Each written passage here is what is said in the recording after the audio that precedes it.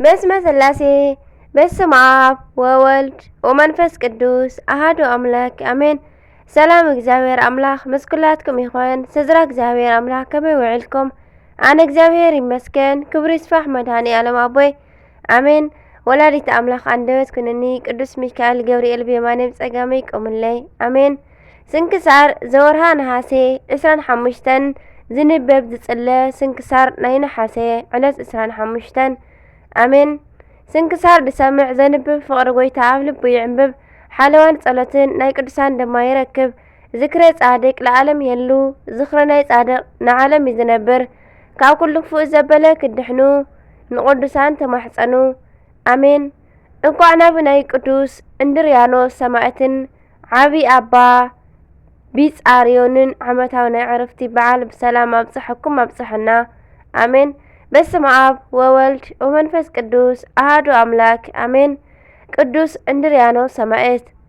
እዚ ቅዱስ ኣብ 300 ክፍለ ዘመን ዝነበረ አረማዊ ሰብ ክኸውን ከሎ ሓደ ካብ ናይ መክስሚያኖስ ወተሃደራት ድማ ነበረ። ሊቀ መሓዛት ይብልዋ።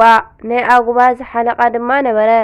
እዚ ሰብ ምንም እኳ ክርስቲያን ኣይኹን ኣብ ልቡ ግና ቅንዕና ተረኺቡ እዩ። ከም ናይ ኣህዛብ ተሪር ልቢ ኣይነበሮን።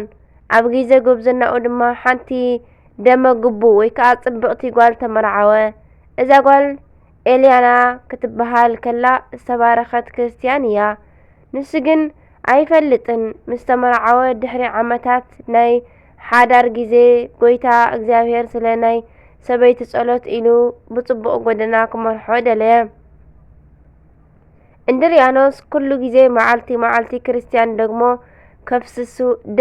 ደሞም ከፍስሱ ይምልከት ነበረ። ናይ ትዕግስቶም መጠን ድማ ይገርሞ ነበረ።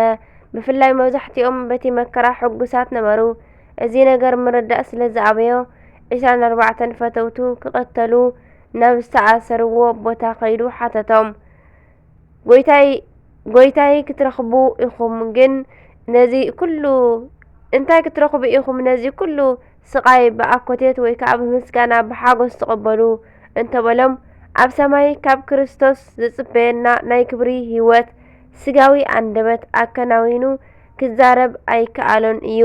ስቕ ኢሎም ዕጹብ ዕጹብ እንዳበሉ የድንቕዎ ደኣ እምበር በልዎ። ንሱ ድማ ተደላሊሉ ተቐሚጡ እስከ ጽቡቕ ጌርኩም ኣረድኡኒ ይበሎም። ካብ ናይ ዓለም ምፍጣን ክሳብ ናይ ጎይታ ናይ ምድሓን ጥራይ ስራሕ ከምኡ እውን ስለ መዓልቲ ፍርዲ ብጥዑም አንደበቶም መሃርዎ። ቅዱስ እንድርያኖስ ብቕጽበት ልቡ ናብ ናይ ክርስቶስ ፍቕሪ ሸፈተ። ብፍጥነት ተንሲኡ ድማ ናይ ባዕሉ ስም ምስቶም 24 ሰማዕታት ኣጸሓፈ። ንጉስ ነዚ ኣብ ሰምዐ ግዜ ዓቢድካ ዲኻ እንተበሎ እቲ ቅዱስ ድማ ከምዚ በለ፣ የለን ሎሚ እምበር ገና ካብ ዕብደተይ ተመሊሰ ብምባሉ ምስቶም 24 ቅዱሳን ተኣሰረ። ቅድስቲ ኤልያና ሰበይቱ ነዚ ነገር ኣብ ሰምዐት ግዜ ፈጺሙ ደስ በላ። ናብ እስር ቤት ከይዳ ድማ ኣጆኻ በርትዕ፣ ስለ ክርስቶስ ኢልካ ኣብ ዝሞትካ ግዜ ጥራሕ ክኾርዓልካ እየ ኢላ እግሮም ሓጺባቶም ተመልሰት። ኣብ ዝቐተለሉ መዓልቲ ድማ ክፋነዋ ኢሉ ቅዱስ እንድርያኖስ እንተመጸ ቅድስቲ ኤልያና ቤተ ሓጢያ ገሰጸቶ ክሒዱ ዝመጸ ስለ ዝመሰላ። ንሱ ግን ናይ ሰበይቱ ናይ እምነት ብርትዐ ተረድአ። ቅዱሳን 24 ቅዱሳን ንመዓልታት ብዙሕ መከራ እንዳተቐበሉ ቀነዩ። ኣካሎም እንዳተቆራረጸ ደቦም እንዳፈሰሱ ከብዶም እውን እንዳተቐደዱ መከራ ኣጽንዑሎም። ኣብ መጨረሽታ በዛ መዓልቲ ክቐተሉ ከለዉ ቅድስቲ ኤልያና ንሰብኣየይ ኣቐድምዎ በለት። ናይ ካልኦት ርእዩ ከይስንብድ ኢላ እያ። ከም ዝበለቶ ድማ ንኹሎም ርእሶም እንዳሰበሩ እንዳቆረጹ ቀረጽዎ እሞ ቅድስቲ ኤልያናን ድማ መሳፍንቲ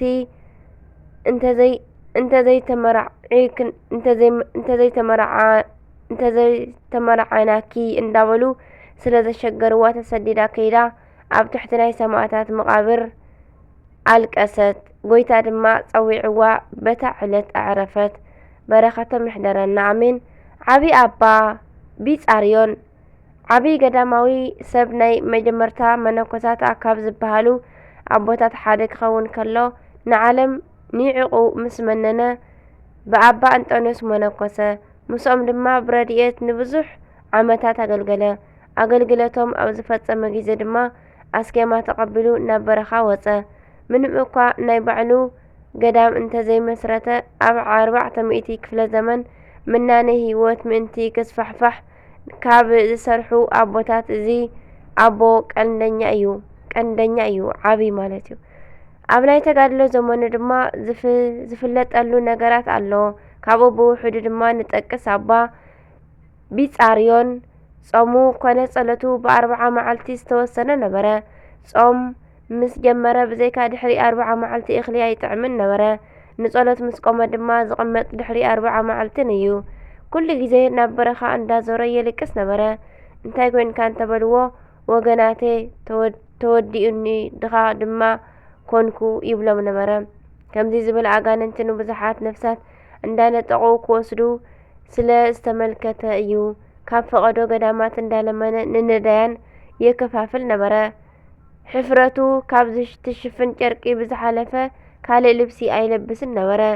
ውዳሴ ከንቱ ኣምሪሩ ይጸልእ ነበረ።